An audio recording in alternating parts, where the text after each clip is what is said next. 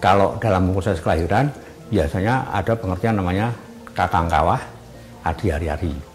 Jadi kakang kawah itu dari sebelum lahir ada air kawah itu, kemudian di pribadi yang lahir, kemudian yang terakhir adalah adi ari-ari. Nah, tiga-tiganya itu kemudian dirangkai dalam suatu pemahaman makna simbolis. Maka orang mengatakan orang Jawa itu homo simbolikum. Makna-makna simbolis yang terkandung dalam hasil budaya ciptaannya.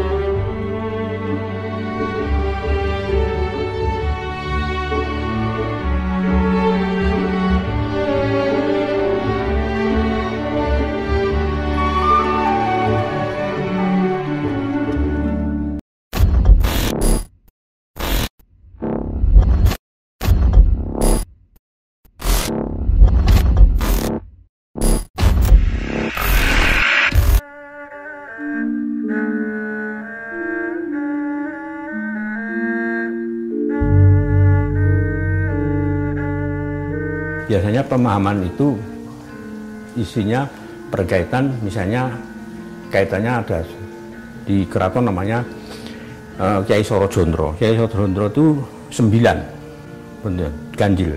Maka 9 kenapa? Karena itu berkaitan Babahan Hawa Songo.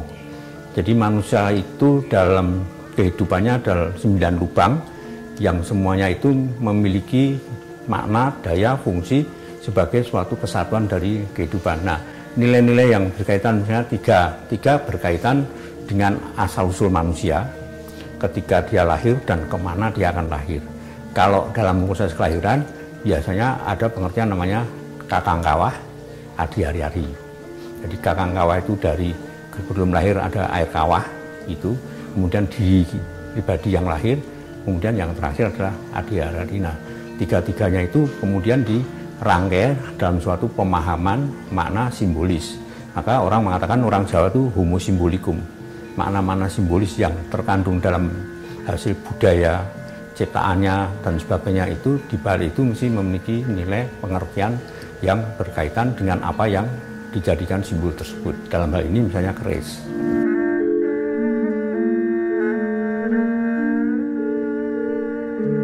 Jadi di era perkembangan keris tersebut itu memang ada pergeseran pemahaman nilai. Bahkan terakhir ada melekat dengan perwujudan.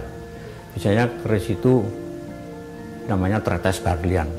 Jadi memang semua menggunakan aksesoris, di luarnya hiasan-hiasan pakai berlian.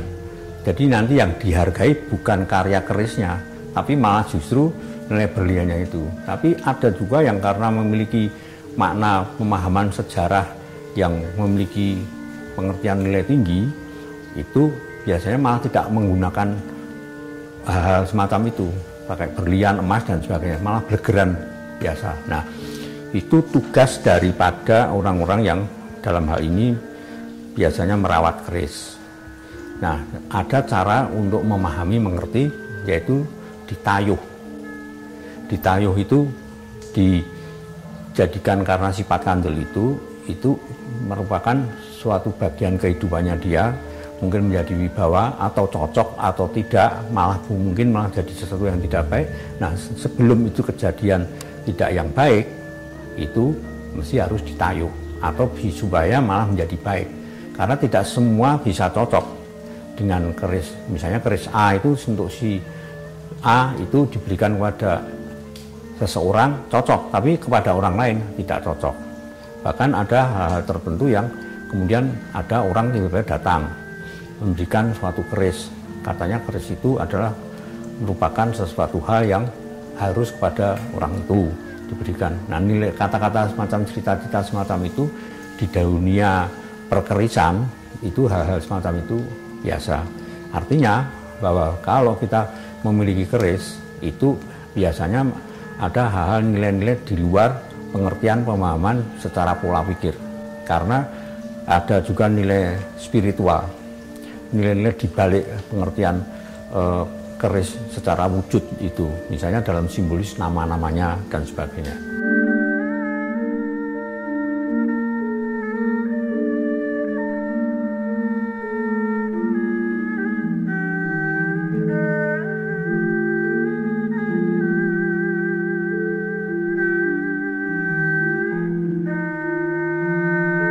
Jadi kita melihat kondisi sekarang itu, cara sudut pandangnya dalam hal ini agak merupakan sedikit dengan pengertian ilmu pengetahuan. Jadi ada sistematika cara memahami, misalnya apakah semua kelompok budaya dalam hal ini yang dihasilkan suatu produk cipta rasa karsa karya manusia itu, dalam hal ini keris itu benar-benar memberikan makna. Sebenarnya maknanya itu di mana? Misalnya, ternyata di situ ada nilai-nilai yang misalnya berkaitan dengan bahan logam. Jadi bangsa yang memiliki ilmu pengetahuan tentang logam itu biasanya bangsa itu adalah bangsa yang sudah perhitungannya sudah maju. Jadi bahasanya metalurgi ya. Dan keris itu campuran dari berbagai macam logam, dari berbagai unsur-unsur metal yang kesemuanya itu ada nilai-nilai, sehingga kualitas keris itu akan secara fisik bisa dilihat, misalnya yang lentur tapi tidak mudah patah. Oh, ternyata keris itu ada banyak campuran mengandung logam titanium misalnya. Tapi kalau itu kemudian logam itu dijadikan bunyi, misalnya gamelan, nah campuran yang paling baik adalah lebih banyak yang campuran perunggu atau juga kuningan. Nah untuk keris sendiri memang ada logam-logam pilihan, termasuk diambil dari pamornya. Nah pamor itu adalah bukan batu yang ada di dunia, batu yang diambil datang dari ruang angkasa, yaitu meteor. Dari meteor tersebut kemudian diramu sehingga menjadi suatu rangkaian bentuk yang kita lihat di keris sebagai pamornya. Sampai sekarang kan nilai pamor itu masih ada yang untuk bahan keris itu di Keraton Kasunanan Surakarta. Memang kalau kita akan mencari semacam empu yang stratifikasi dan klasifikasinya itu disesuaikan zaman dulu, memang sangat sulit itu mencari orang tersebut. Misalnya kalau kita melihat keris yang looknya, kemudian melihat bekas pijatan tangan dan sebagainya. Kalau sekarang kemungkinan kecil para empu-empu sekarang bisa, kalau dalam keadaan panas kemungkinan.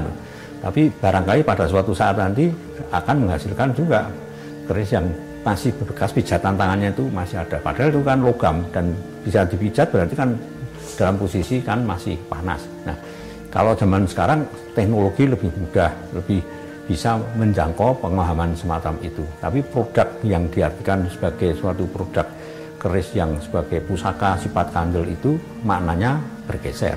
Tapi dari estetika, nilai wujud, bentuknya mungkin lebih baik dari produk yang sudah ada sebelumnya itu.